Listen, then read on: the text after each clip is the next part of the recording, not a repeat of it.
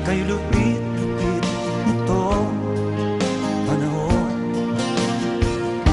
Huwag kang mawawalan ng pag-asa, kailanman ay